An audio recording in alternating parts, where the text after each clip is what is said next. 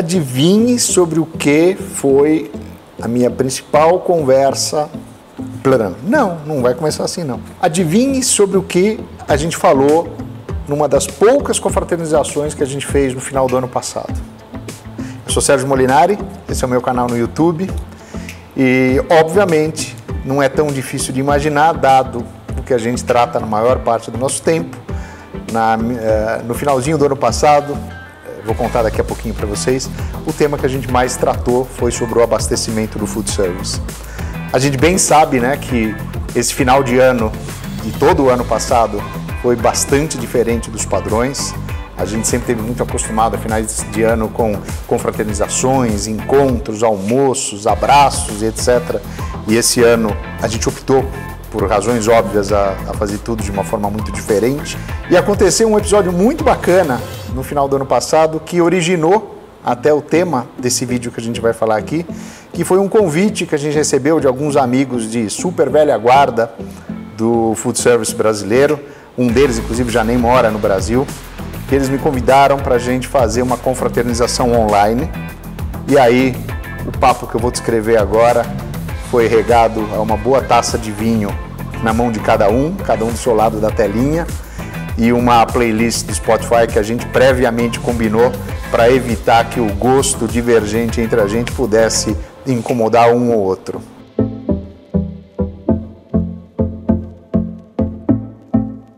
Mas o legal é que a gente, num determinado ponto dessa confraternização, um dos amigos levantou e falou o seguinte: bom, na lata, na real, o que é que cada um de vocês acredita que vai ser o futuro dos distribuidores no Brasil? Eu sei que ele estava falando um pouco mais sobre distribuidores, ele estava falando sobre o abastecimento no food service, que é um tema que todos nós tratamos. Mas a gente vai colocar o dedo mais especificamente no tema dos distribuidores, pedir autorização para eles para poder falar um pouco sobre os principais destaques dessa conversa da gente.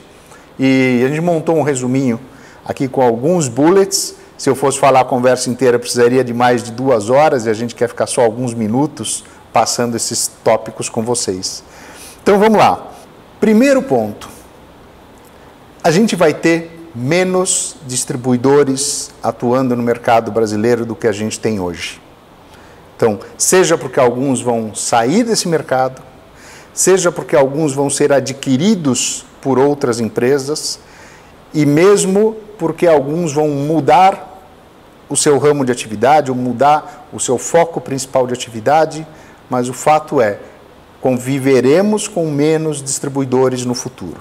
Segundo ponto dessa resenha, a gente não vai ter 1 ou 2 distribuidores de tamanho muito maiores ou abastecedores de tamanho muito maiores do que os atuais distribuidores. A gente vai ter alguns, que podem ser 3, 4, 5, até mais desses abastecedores. Então essa é uma parte de como a gente vai enxergar o futuro. E que tipos de abastecedores vão surgir ou vão se estabelecer com um tamanho muito diferente dos atuais? Em primeiro lugar, distribuidores tradicionais ou distribuidores no formato tradicional que estejam adquirindo outros distribuidores, criando um corpo muito maior. Mas não é só isso que talvez seja o mais óbvio, mas também fusões entre distribuidores atuais. Isso é uma coisa extremamente rara no Brasil, mas que vai ganhar frequência, vai ganhar atração no futuro. E não estou falando aqui de associações ou de parcerias ou de alianças, eu estou falando de fusões, empresas que vão se transformar em empresas maiores via fusões, basicamente de distribuidores regionais.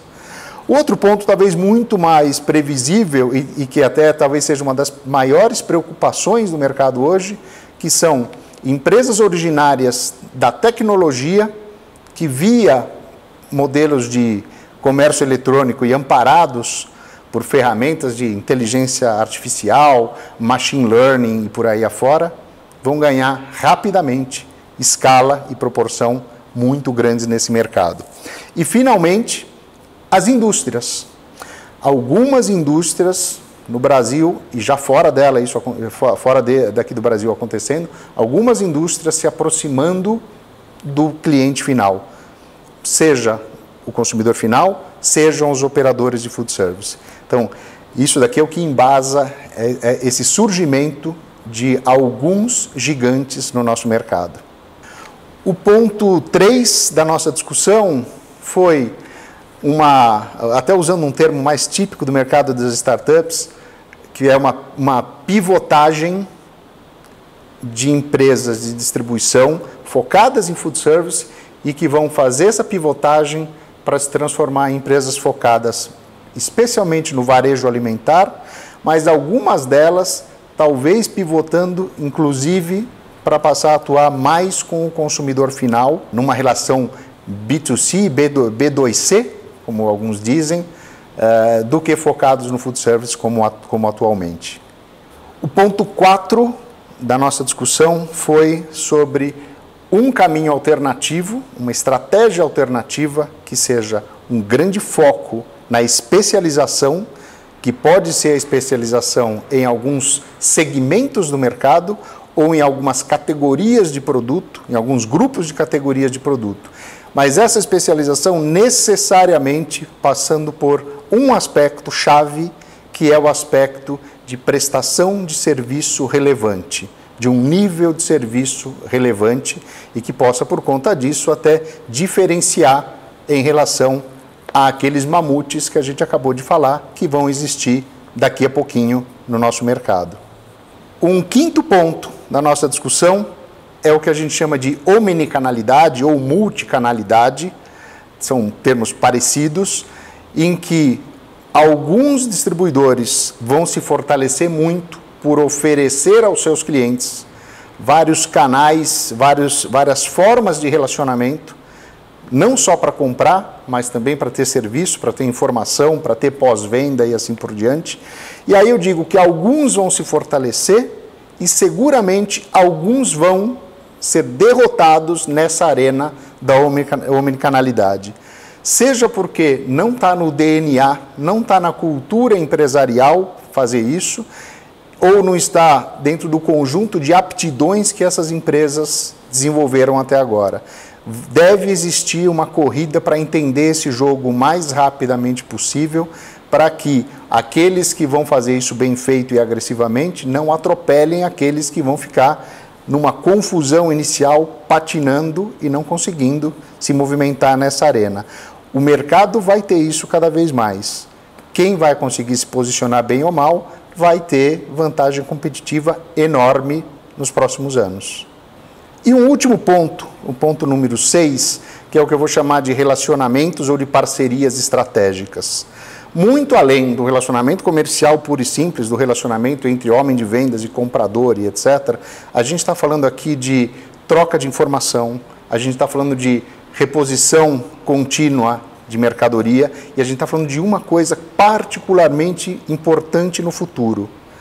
O capital de giro envolvido nesse mercado, seja o capital de giro do operador ou o capital de giro do seu fornecedor, eles vão ser cada vez mais integrados. Quem viabilizar capital de giro, capacidade de compra, capacidade de gerir e de gerar negócios, vai também ter vantagem competitiva. Isso é uma coisa ainda muito nova no nosso mercado, mas tudo o que aconteceu nesse último ano, particularmente, aponta para uma necessidade importante de cliente e fornecedor conversarem mais sobre os seus fluxos financeiros e não só os seus fluxos de mercadoria.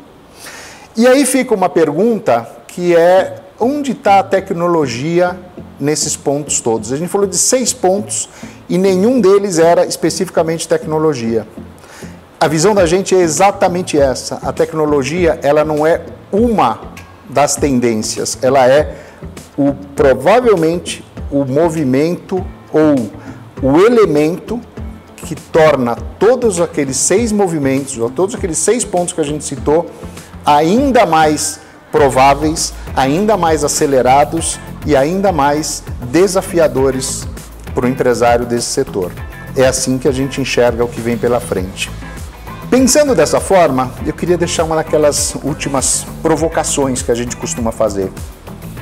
Pega esses 6 pontos que a gente falou e mais a tecnologia que permeia todos eles e faça uma análise Faça uma reflexão sobre como que você se enxerga nessa arena competitiva em relação a esses 6 pontos, ou imaginando que a maior parte deles vai afetar diretamente o teu negócio num horizonte de já até alguns poucos anos para frente. Eu não estou falando de 10 anos. A gente está falando que em 2, 3 anos, muitos desses movimentos já são realidade aqui no nosso mercado. E para mim, obviamente, vai ser uma satisfação se a gente puder contribuir em algumas dessas reflexões, em alguns desses exercícios estratégicos. Sucesso e força para todos!